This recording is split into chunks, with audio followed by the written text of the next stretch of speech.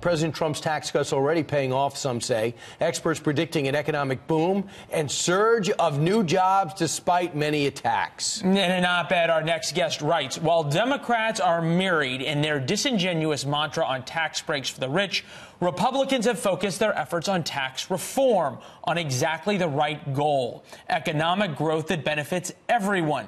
There was a time when Democrats understood the difference. All right, here with more, former nominee for the Secretary of Labor and former CEO of CKE Restaurants, Andy Puzder. Andy, welcome back. First off, this isn't the exact tax plan the president wanted, but most agree the stats reveal 90% of middle-class people will be getting a tax break of over $1,000. Is it already put into the market, this tax break, or do you think that we're going to see some type of boom come winter? Oh, we're going to see a real boom. This tax bill has done exactly what it should have done. It gave tax benefits to working and middle-class Americans, as you pointed out, which was important because during the Obama years, they really didn't have the good job opportunities that a thriving economy would give them. But it's also, more importantly, going to incentivize businesses to invest. And that was what was missing during the Obama years. We didn't have business investment, and GDP growth never got much above 2%. This bill comes on top of regulatory reform, which has already got us at about 3% GDP growth.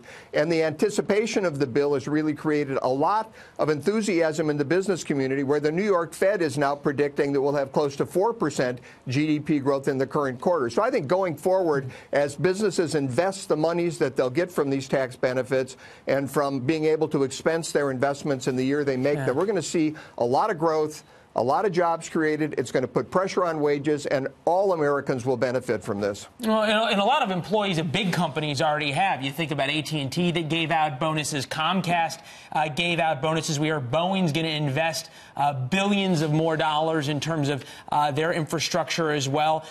Bigger question for you, though, is you travel the country and you talk to folks, not necessarily who are these CEOs of these big companies, but small business owners that we hear always from the president, Paul Ryan, or the engine of America.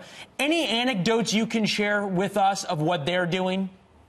Absolutely. A lot of the people I talk to are franchisees. They're small businessmen and women who've invested in my case, it's mostly in the restaurant industry. And over the past few years, there's been a lot of talk about how are we going to meet these regulatory compliance costs?